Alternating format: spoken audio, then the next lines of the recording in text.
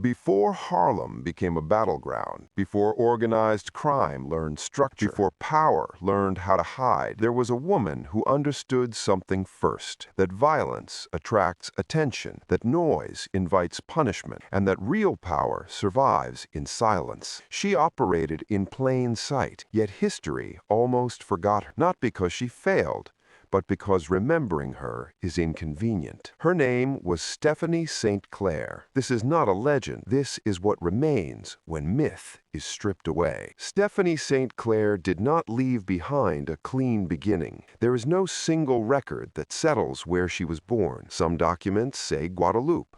Others suggest Martinique. Even the year of her birth changes from file to file. This uncertainty is not unusual. In the early 20th century, black immigrant women were rarely documented with care. Their lives passed through systems that did not expect them to last. But by the time Stephanie appears in New York records, one thing is clear: she is educated, she is precise, and she does not fear authority. When she arrived in North America, Harlem was not yet a symbol. It was a place of transition. African Americans arrived from the South in large numbers. Caribbean immigrants arrived with different accents, different confidence, different expectations. But they shared the same reality. Banks did not serve them. Insurance companies avoided them. The police did not protect them. Money had no legal place to go. And where formal systems failed, informal ones took over. One of those systems was the numbers game. It was illegal. That matters. But it was also functional. For a few cents, people placed small bets tied to public numbers. If they won, they were paid. If they lost little. More importantly, numbers bankers did what banks refused to do. They extended credit. They loaned money.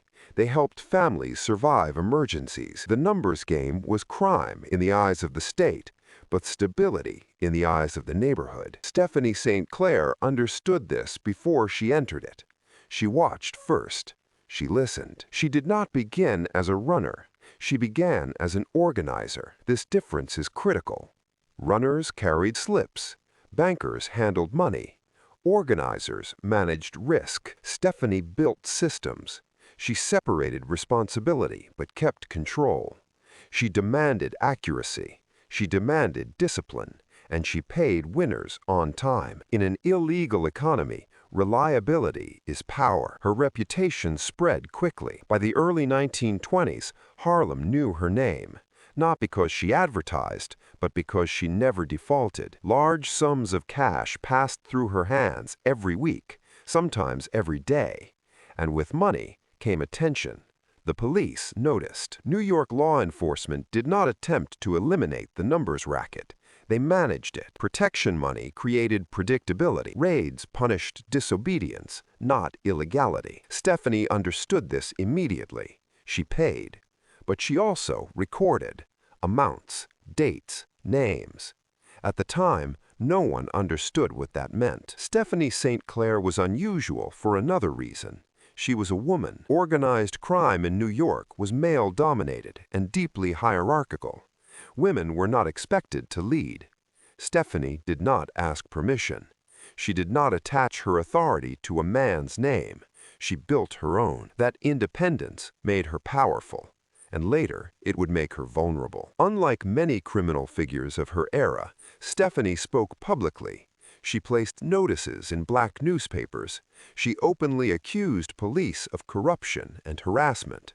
This was not recklessness, it was strategy. She understood that silence protects systems. Public attention destabilizes them. Visibility became her shield. But power without legitimacy has limits. In December 1929, police raided her operation. They found policy slips. Enough to convict. She was arrested, tried, and sentenced. For many, this would have been the end. For Stephanie St. Clair, it was a turning point. Inside prison, something became clear. The officers who arrested her were men who had taken her money. The system was no longer abstract, it was documented. And when the state began investigating police corruption, Stephanie made a decision few criminals ever made. She spoke.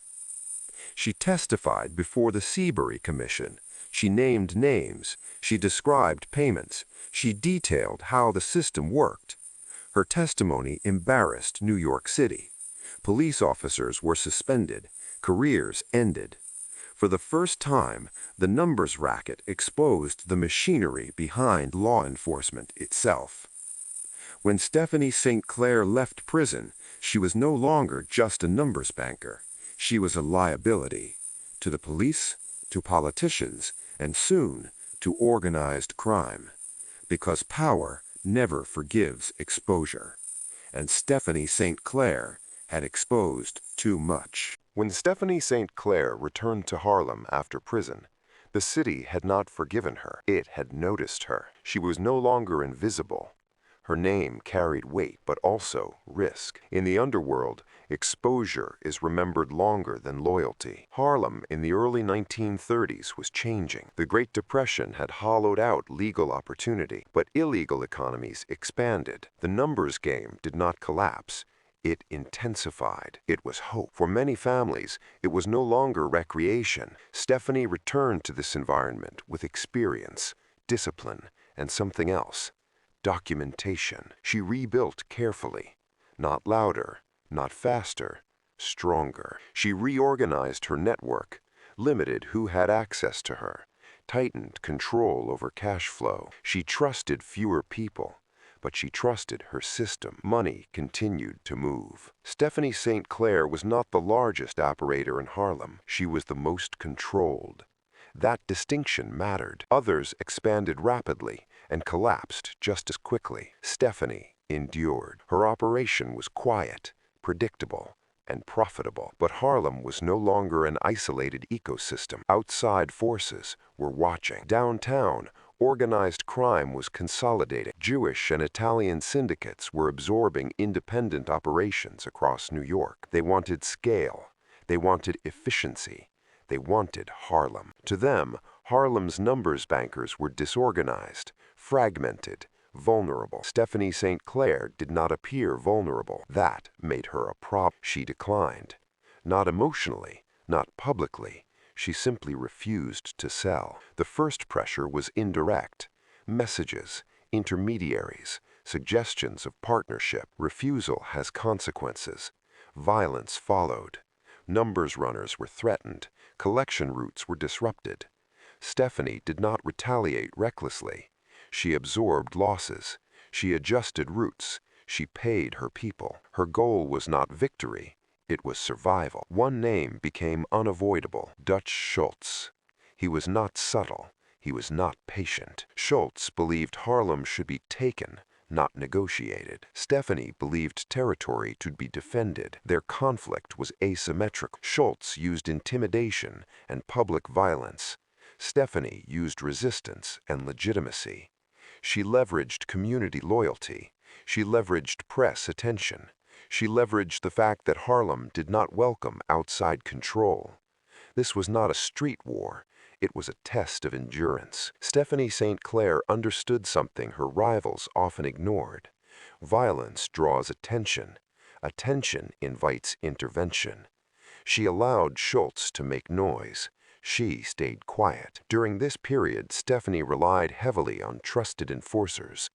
One of them was a man named Bumpy Johnson. He was disciplined, controlled, and loyal. He did not speak publicly. He did what was required. But even loyalty has limits.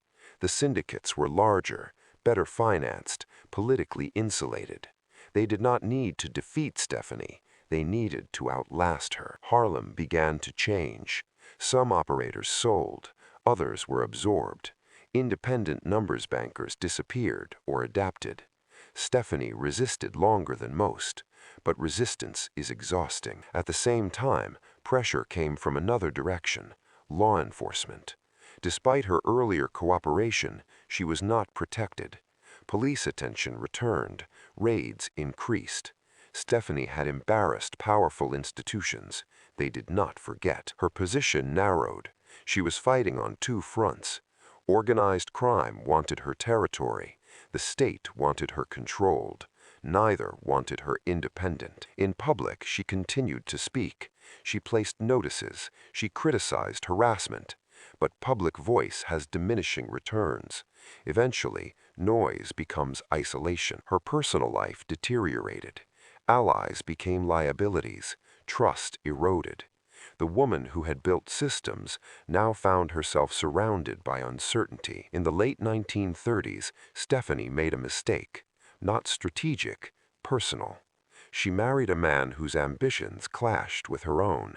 The relationship became volatile, public, unstable. It ended in violence. A shooting, an arrest, a conviction. This time there was no commission to testify before, no system to expose. She was sentenced again. When Stephanie St. Clair went to prison for the second time, the world did not pause. Harlem moved on. The syndicates completed their consolidation. Independent power vanished. When she returned, the empire was gone. Not taken in a single night, not lost in a dramatic battle. It had eroded, piece by piece. Stephanie St. Clair had not been defeated.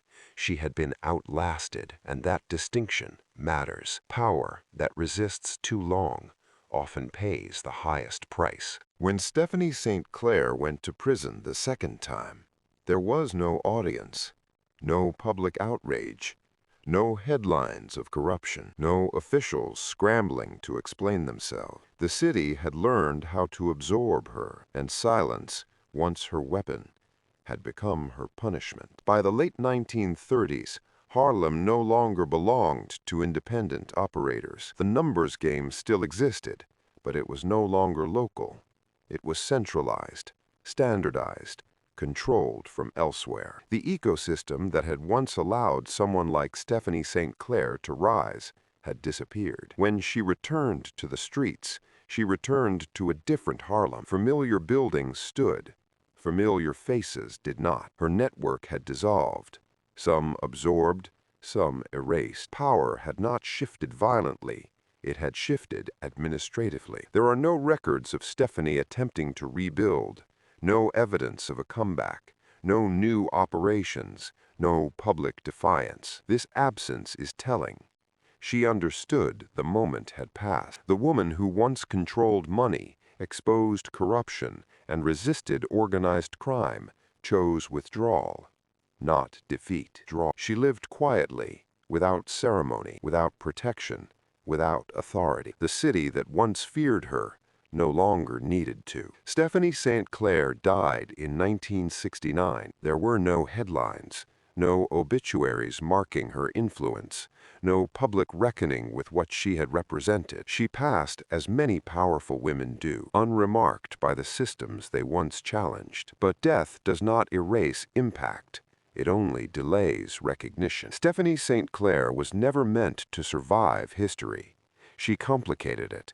She disrupted the narratives people preferred. She was a criminal who exposed corruption, a woman who controlled men, an immigrant who shaped Harlem. None of these fit comfortably into legend. Popular memory prefers simpler figures: gunmen, bosses, kings. Stephanie St. Clair was none of those. She was something more unsettling. She was competent. She proved that power does not always announce itself, that resistance does not always shout, that influence can exist without spectacle. She ran an empire without uniforms, without anthems, without permission. Her greatest threat was not violence, it was clarity. She understood how systems worked, and she documented them. She understood how authority hid, and she named it. That is why she had to disappear. History did not forget Stephanie St. Clair by accident. It forgot her by design. Power likes clean stories.